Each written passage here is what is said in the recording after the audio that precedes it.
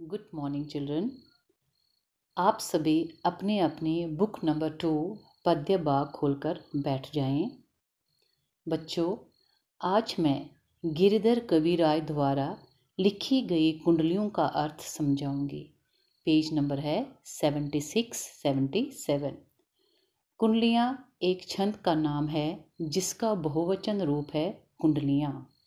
इस छंद में 6 पंक्तियाँ होती है। छंद का पहला शब्द छंद के अंत में भी आता है। आइए शुरू करते हैं। नंबर 1, लाठी में गुण बहुत है सदा राखे संग, गहरी नदी नारी जहाँ तहाँ बचावे अंक। गहरी मतलब गड्ढा, नारी मतलब नाली। गिरधर कविराय कहते हैं कि लाठी में बहुत से गुण हैं, इसलिए हमेशा यात्रा के दौरान लाठी अपने साथ रखनी चाहिए। कहीं पर गड्ढा आने पर लाठी से हमारे शरीर का संतुलन बना रहता है और हम गिरते गिरते बच जाते हैं। कहीं रास्ते में नदी पड़ गई तब लाठी से पानी की गहराई का अनुमान लगाया जा सकता है और बीच में नाली आने पर लाठी पर शरीर का भार डालकर आसानी से पार किया जा सकता है। इस तरह वह हमारे शरीर की सुरक्षा करती है। तहाँ बचावे अंग, जपटी कुत्ता कह मारे, दुश्मन धावागीर होए तिन्हू को जारे। धावागीर का अर्थ है लुटेरा। कवि के समय में आजकल की तरह कार, बस, रेल या हवाई जहाज़ जैसे यात्रा के साधन नहीं थे, अपितु पैदल यात्रा की जाती थी और उस यात्रा में लाठी बहुत सहायक होती है। कोई कुत्ता रास्ते की बाधा बन रहा हो अथवा आपके ऊपर झपटे तो लाठी से मारकर उसे भगाया जा सकता है। मार्ग में कोई दुश्मन मिल जाए तो उससे भी लाठी के सहारे अपनी रक्षा की जा सकती है। रास्ते में कोई लुटेरा मिल जाए तो लाठी से उसका सामना किया जा सकता है। इस तरह कुत्ते, दुश्मन और लुटेरे तीनों से निपटने में लाठी सहायक होती है। कह गिरधर कविराय सुनो हो दूर के बाठी, सब हथियारन छाड़ी हाथ मह लीजे लाठी। दूर के बाठी का अर्थ है दूल में यात्रा करने वाले। गिरधर कविराय कहते हैं कि हे दूल भरे मार्ग की यात्रा करने वाले यात्री, एक बात ध्यान से सुनो कि अन्य हथियारों से लाठी अधिक लाभकारी है। अतः सब हथियार छोड़कर हाथ में लाठी लेकर यात्रा करनी चाहिए। तत्कालीन हथियार तलवार, चाकू आदि थे जो केवल लड़ाई में काम आ सकते थे, परंतु लाठी तो मार्ग के सभी रुकावटों को दूर करने में सहायक होती है। नंबर 2, कमरी थोरे धाम की बहुते आवे काम, खासा मलमल वापता उनकर राखे मान। कमरी का अर्थ है कंबल, थोड़े दाम मतलब कम मूल्य, खासा बढ़िया कपड़ा, उत्तम कपड़ा, वाफ्ता महंगा वस्त्र। कवि कहते हैं कि काली कंबल थोड़े से पैसों में मिल जाती है लेकिन उसके बहुत फायदे हैं। घर में भी और यात्रा के दौरान भी वह बहुत काम आती है। खासा, मलमल और वाफ्ता जैसे मूल्यवान कपड़ों की धूल, पानी आदि से उनकी रक्षा भी कम्बल में लपेटकर हो सकती है। उनका राखे मान, बंद जह आढ़े आवे, बुकचा बांधे मोट, राती को जारी बिछावे। बुकचा का अर्थ है गठरी। जहाँ कहीं समस्या आ जाती है वहाँ भी कंबल काम आती है। कपड़ों को उसमें बांधकर गठरी बनाई जा सकती है जिसमें सारा सामान एक ही जगह पर सिमट जाता है और उसे आसानी से ले जाया जा सकता है और रात पड़ने पर उसे झाड़कर बिछाया भी जा सकता है और आराम से सोया जा सकता है। कह गिरधर कविराय मिलत है थोरे दमरी, सब दिन राखे साथ बड़ी मर्यादा कमरी। दमरी का अर्थ है 1 पैसे का 8वां भाग। गिरधर कविराय कहते हैं कि कम्बल बहुत सस्ती मिल जाती है, उसे हमेशा अपने पास रखना चाहिए क्योंकि इसके बहुत लाभ है। नंबर 3, गुण के गाहक सहस नर, बिन गुण लहे न कोय, जैसे कागा कोकिला, शब्द सुने सब कोय। गाहक का अर्थ है गुणों का आदर करने वाले, सहस का अर्थ है हजारों। कवि कहते हैं कि गुणी व्यक्ति का हर स्थान पर सम्मान होता है, इसलिए हमें अपने अंदर गुणों को बढ़ाना चाहिए। गुणों को चाहने वाले 1000 लोग हैं, पर बिना गुणों वाले व्यक्ति को कोई नहीं पूछता। यही कारण है कि हम जन्म से ही अच्छे संस्कार और गुण अपने अंदर विकसित करने का प्रयत्न करते हैं और समाज में मान पाते हैं। कवि कौवे और कोयल के उदाहरण से अपनी बात को समझाते हैं। शब्द सुने सब कोय, कोकिला सबे सुहावन, दो को एक रंग, काग सब भये अपावन। दो का अर्थ है दोनों, काग का अर्थ है कौवा। कौवे और कोयल की आवाज़ सब लोग सुनते हैं, पर सभी कौवे की काव काव पसंद नहीं करते, अपितु कोयल की मीठी मधुर कूक सभी के मन को भाती है, अर्थात अच्छी लगती है। दोनों का एक ही रंग होता है, परंतु कवि के अनुसार कौवा हर तरह से अपवित्र है। कह गिरधर कविराय सुनो हो ठाकुर मन के, बिन गुण लहे न कोय, सहस नर गाहक गुण के। तो गिरधर कविराय कहते हैं कि हे खुद को श्रेष्ठ समझने वालों, सुनो, हम खुद पर कितना भी अभिमान कर लें, पर समाज में कद्र केवल हमारे गुणों की होती है, रूप रंग की नहीं, क्योंकि गुण स्थायी होते हैं और रूप रंग नश्वर। बिना गुणों के कोई हमारा सम्मान नहीं करता, हमें नहीं चाहता। हाँ, गुणी व्यक्ति को चाहने वाले हजारों व्यक्ति हैं। नंबर 4, साईं सब संसार में मतलब का व्यवहार, जब लग पैसा गांठ में तब लग ताको यार। गांठ मतलब पास, ताको मतलब उसका। कवि गिरधर कहते हैं कि इस संसार में एक दूसरे के साथ संपर्क तभी रखा जाता है जब तक अपना कोई मतलब सिद्ध होता है। यहाँ हर व्यक्ति स्वार्थी है।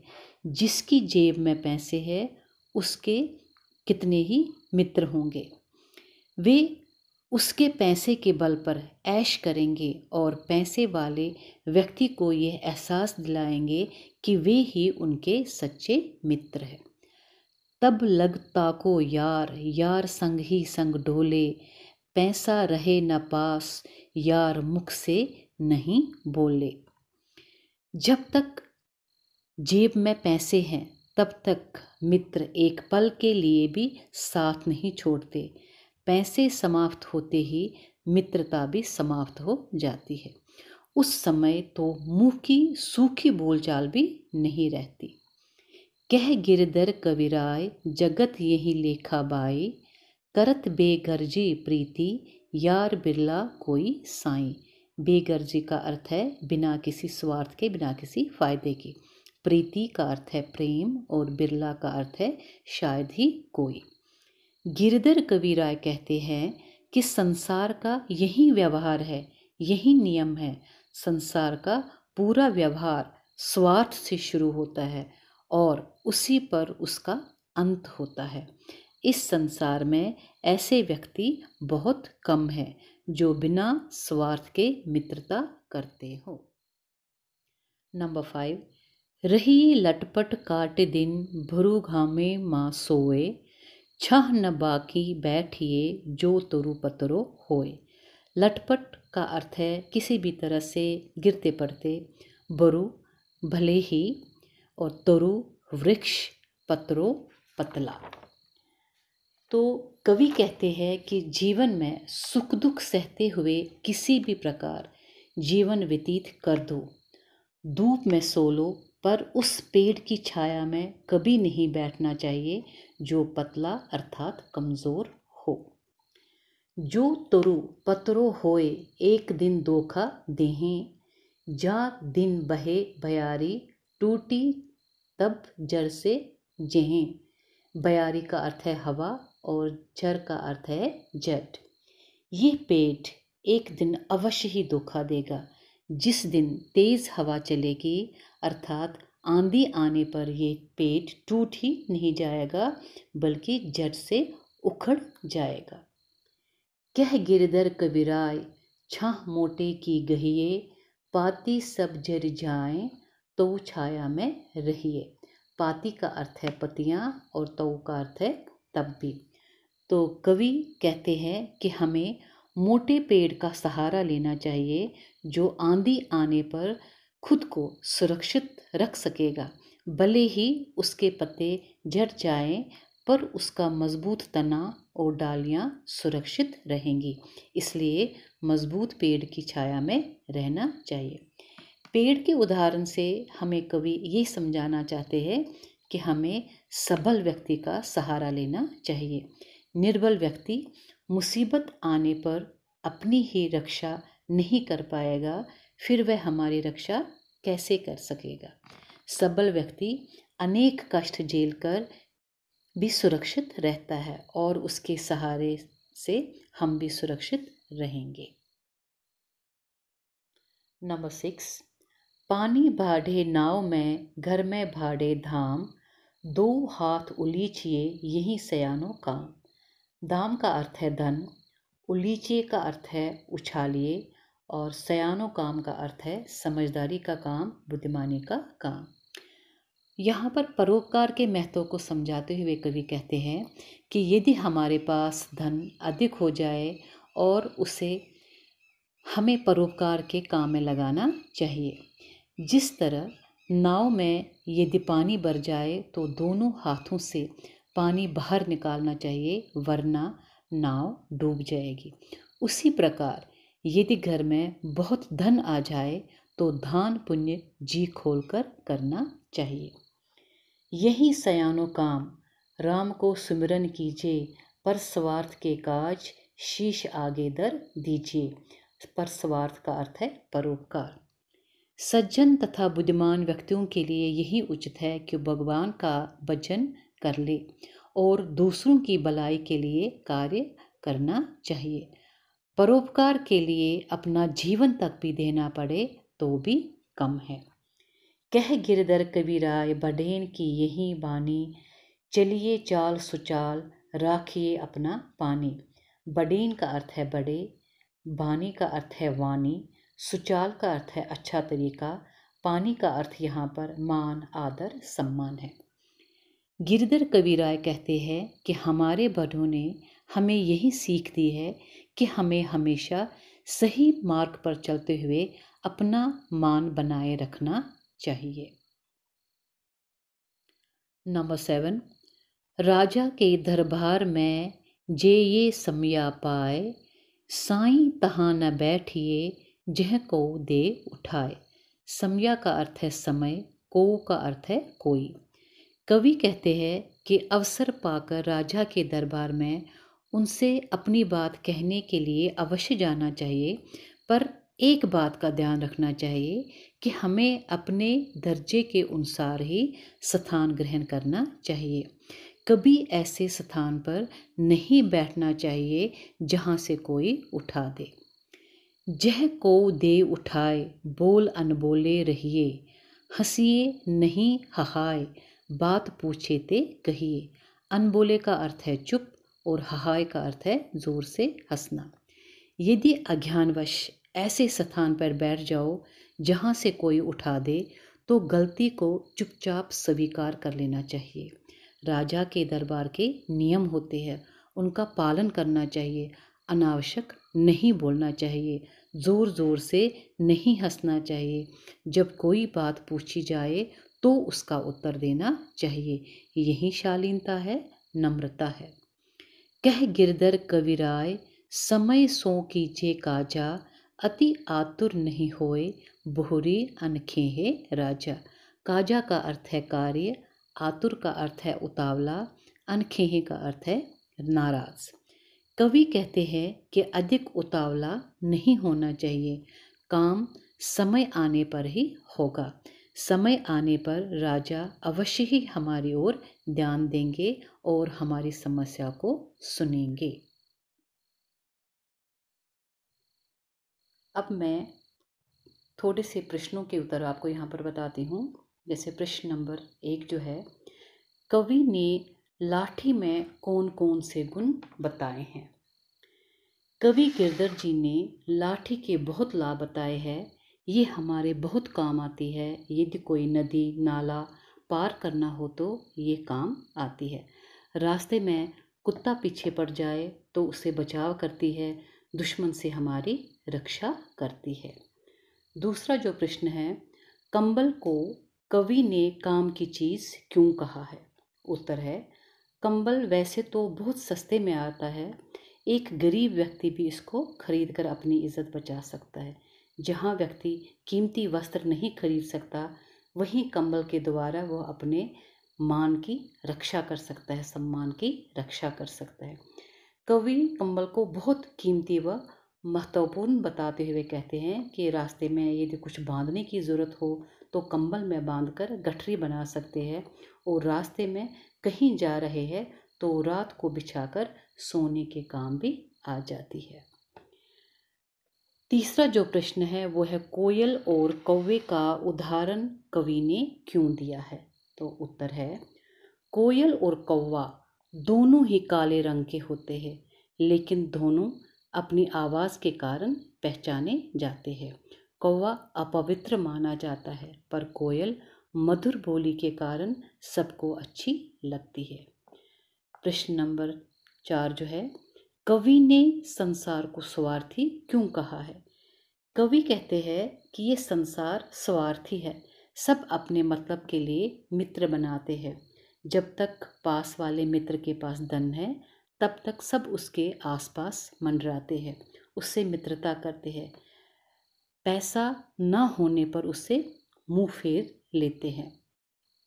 तो कवि ने स्वार्थी लोगों के बारे में बताया है कि इस संसार में मतलब का प्रचलन है। अधिकतर लोग जब तक मित्रता निभाते हैं तब तक उस व्यक्ति के पास साथ साथ रहते हैं। निस्वार्थ प्रेम करने वाले जो होते हैं वो यहाँ पर बहुत ही कम लोग आपको मिलेंगे। अगला जो प्रश्न है वो है क्वेश्चन नंबर 5, कवि लोगों को क्या चेतावनी दे रहा है और क्यों? कवि कहते हैं कि कभी भी कमज़ोर वृक्ष के नीचे नहीं सोना चाहिए। इससे अच्छा है कि धूप में ही पड़े रहिए, क्योंकि पतला वृक्ष हवा के एक झोंके से जड़ से उखड़ सकता है। वो अपनी ही सहायता नहीं कर सकता तो दूसरों को क्या सहारा देगा। अतः निर्बल व्यक्ति का सहारा नहीं लेना चाहिए। मनुष्य को कमज़ोर वृक्ष के नीचे नहीं बैठना चाहिए, चाहे धूप में ही लेटे रहे वो अच्छा है, क्योंकि कमज़ोर वृक्ष आंधी तूफान से टूट सकता है। वह अपने नीचे पड़े वृक्ष की मृत्यु का कारण बन सकता है। इसलिए कवि कहते हैं कि पतले तने वाला वृक्ष जो होता है वो कभी भी धोखा दे सकता है। तो अगला जो क्वेश्चन है क्वेश्चन नंबर 6, कार्य और व्यवहार के संबंध में कवि ने क्या सुझाव दिया है और क्यों? कार्य और व्यवहार के संबंध में कवि ने ये सुझाव दिया है कि आज्ञा मिलने पर ही हमें समय पर कार्य करना चाहिए, क्योंकि समय से पहले अथवा बाद में कोई कार्य करने से कार्य का महत्व जो है कम हो जाता है। दरबार में बोलने अथवा हंसने के संबंध में कवि ने क्या कहा है? दरबार मैं बोलने के संबंध में कवि ने सुझाव दिया है कि हमें अधिक नहीं बोलना चाहिए, केवल समय पर अथवा आज्ञा मिलने पर ही बोलना चाहिए। ठहाके लगाकर हंसना या जोर से बोलना अनुचित है। धन्यवाद।